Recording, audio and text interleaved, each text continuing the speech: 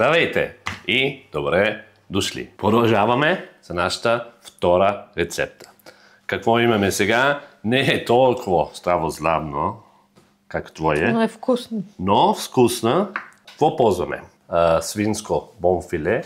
Имаме червена чушка, джинджефил, кокосова сметана и кориандър и лук, шалот. Малко пипер накрай и това е. Аз свинско бонфиле. Ти можеш да ме помогнеш? На тая да режа по-голямата, нали си кавалер? Абсолютно. Да ми я отстъпиш, добре, давам ти добре, малката. Само бонфиле. Това е твоя нощ, нали? Не се твоя. Добре, мерси. Ще вземам аз. Супер. Нали? Поласкана съм. Така се прави. Добре. Сега обелвам до тук джинджерчето. Да, точно. Достатъчно ти е. Да, и какво става, мога да направим чай. Добре. Нали обичаме. Да. Да знаете това нещо. Много хубаво. Чай с джинджефил. Ние много го обичаме, специално сега на синно месец. Ти доскоро обичаше повече винцето, но сега пиеш принцип чай от джинджи. повече. Но Да. на време малко чай не е. Няма лошо, добре. Добре, аз го правим тук така на шайби и после на купчета. От така. А това на малки купчинца или на слайсчета? Слайс. Добре. Слайс става ефект. Добре, шеф. Това само на телевизия каза така вкъщи, в принцип не прави така. Така казват в ресторантите. Обратно, да, шеф. Минавам за теб съм. верно. Да не те изгори някой, да не се обърне. Точно. Да ти падне някоя тенджера. Нещо друг, рецепта, случайно, нали? Помниш ли? Да. Тя приготви булгур. Случайно беше, защото аз много обичам ризото. Като цяло италианската храна ми е любима, обаче гледам да ям нещо по-диетично. Да, добре. така. И заменихме ориза с булгур и той много го хареса и така това стана една от нашите любими. Точно така. Виж и на тебе не ти беше тежко, лекичко ти беше. Перфектно ми беше. След храна. Аз много вярвам. За мен е максимата лекарството е вашата храна и храната е вашето лекарство, важи с пълна сила. Не, това е ясно. Да. Аз се казвам. За това и вино за душата, защото щастлива душата, нали? На Ханес теорията е, че като му кажем, това е тежко, това е много, това и той казва, бъди щастлива, наслаждавай се, това е храна за душата. За това и още по-важно. Щастлива жена в къща. Щастлива жена, щастлива къща. Да, точно така. Окей. Тук правиме пак малко така на това добре ли е така или още по-наситно? Може още леко по-фино. Перфектно.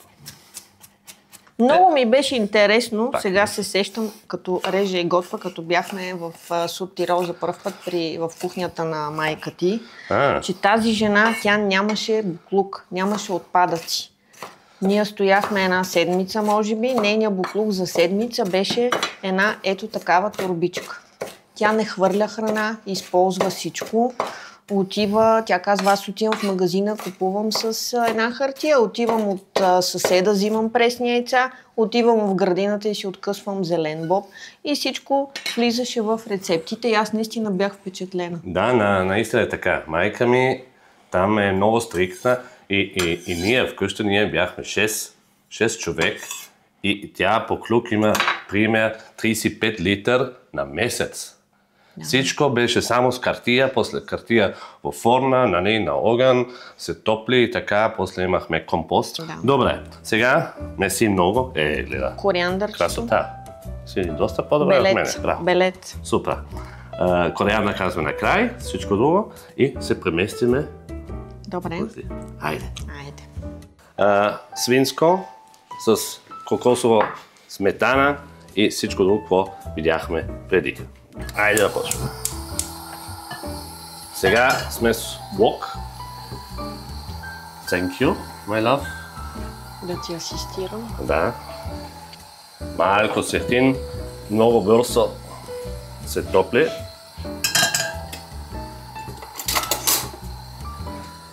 вътре и чушки. Бъркаме хубаво. Може малко вода.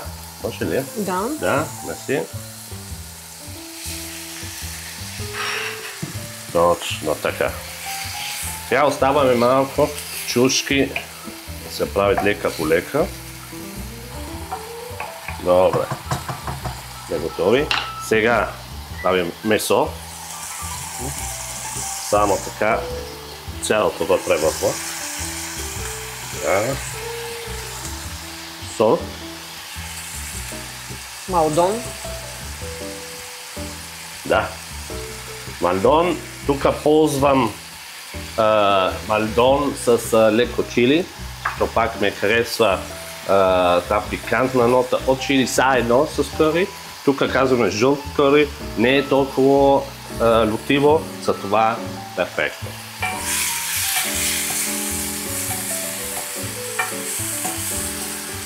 Почти веднага побеля месо. Да, много бързо става.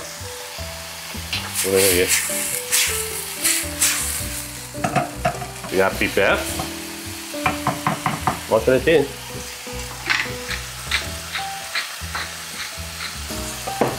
И сега кокосова сметана. Направо цялата. Да. Много вкусно мириш. Малко водичка. За после бъркаме хубаво. Точно. И да знаете, или прясно мляко, кокосова сметана, го прави месото. Сега нашата казустока свинско, още по-меко и по-хрупкаво. Да, сочно, да, точно. Сочно. Сега сочно.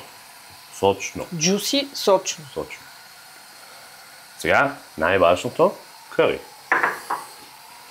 Аз тук ползвам паста от къри. Разбира се, има и прах, но не е едно и също. За мен да имате възможност. Паста с къри, перфектно. Гледате какво красота. Много хубаво. Червената чушка винаги прави така леко акцент. Ще оставяме малко още, до когато нашето месо е готово. Това е още една максимум 2 минути. Как виждате, се редуцира. Перфектно. Добре, хайде да плейтваме. Гледате тук. Перфектно. Как мирише кърито. Много хубаво. И вода. И направо така лекичко цялата в средата. Точно. Всичко. Перфектен акцент. И последен стрих горе. Само в средата го правим на къри. Да. Кориандър. Готови сме. My love. Ladies first. Thank you. Искаме така Да гледаш още загреба. Топличко е, да не се... Наистина е експлозия от аромати и вкусове. И бургура al dente, по-италиански. Перфектно е. Топ. Да, браво, Майло. Бонисимо. Браво на теб.